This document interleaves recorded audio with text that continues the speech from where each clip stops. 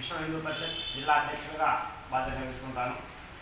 జనవరి 5న విజయవాడలో హైందవ సైన్యారం అనే పేరుతో విశ్వ హిందూ పరిషత్ ఆధ్వర్యంలో జరిగినటువంటి ఈ హైందవ సైన్యారం వివిధ క్షేత్రాలను కలుపుకొని భారీ బహిరంగ సభ నిర్వహించింది.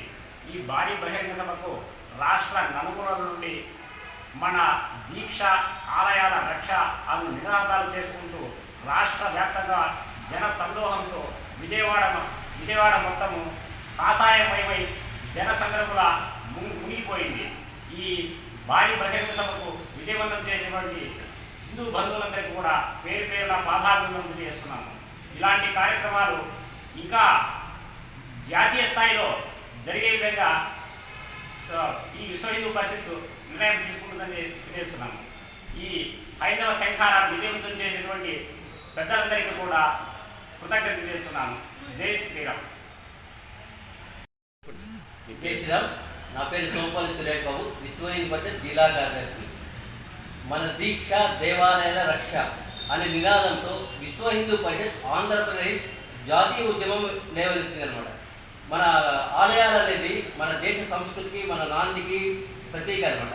ఈ ఆలయాల రక్షణ జరిగితేనే మన సంప్రదాయము మన ధర్మాలు కాపాడుతున్నది.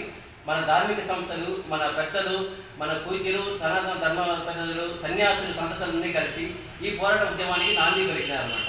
జనవరి 5 విజయవాడలో జరిగిన హైందవ సైన్యారానికి ఎంతోమంది సాధు సంతులు దొరుకుతారనమాట. దాదాపు 200 మంది సాధువులు వచ్చినారు. చిన్నజీర స్వామి దగ్గర నుంచి గణపతి సచ్చిదానంద స్వామి వీరంతా మార్గ ఉద్దేశంతో మన దేవాలయాలు ప్రభుత్వ హస్తాల నుంచి బయటపడిన రోజే మన ధర్మం కాపాడుతున్నది వాళ్ళు నివేదిక ఇస్తారనమాట.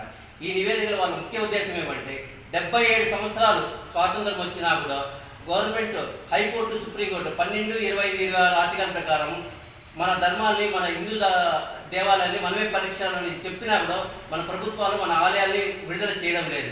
ఈ విడుదల కోసం ఈ పెద్ద నాంది జాతీయ ఉద్యమం లేవనెత్తిందనమాట. ఈ జాతీయ ఉద్యమంలో ఎంతోమంది మార్గోద్దేశం చేస్తారన్నమాట. మన కేంద్రీయ పెద్దలు దగ్గర నుంచి సాధు సంతతి నుంచి ఈ మార్గోద్దేశం చేసి ఈ జాతీయ ఉద్యమానికి నాంది పలికినారన్నమాట. ఈ నిప్పు కడిగ ఎలా ఉందంటే ఆరకుండా ఈ జాతీయ ఉద్యమం దేవాలయాలు ప్రభుత్వ కబంధ హస్తాలకి బయటపడేంత వరకు మన పోరాటం సాగుతుందనేసి కోరుకుంటున్నాం అనమాట. జై శ్రీరామ్. ఓకేనా. జై శ్రీరామ్.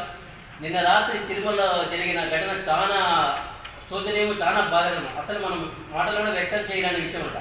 ఎంతో పవిత్రమైన వైకుంఠ ఏకాదశి రోజు వైకుంఠ ప్రాప్తి కోసం మన ధర్మం కోసం మనం పోరాడే దీనిలో అందరూ భక్తులు వెళుతున్నదిలో ఒక ఆమెకి ఊపిరి ఆడక ఆమెను బయట తీసుకురావడానికి ప్రయత్నించేదిలో కొన్ని భక్తులు, వేల మంది భక్తులు ముందరకు వచ్చి తొక్కిసెట్టారు. దాదాపుగా 6 మందిపై చనిపోయినారు. ఇది చాలా శోచనీయం. అసలు మనం మాటలలో వ్యక్తపరచలేని బాధాకరమైన విషయం. ఇలాంటి ఘటనలు పునరావృతం కాకుండా మన ప్రభుత్వాలు కానీ మన పోలీసు యంత్రాంగం కానీ అక్కడ ఉన్న సెక్యూరిటీ కానీ చూసుకునేసి ఇలాంటి సంఘటనలు పునరావృతం కాకుండా చేయాలని కోరుకుంటున్నాం అన్నమాట.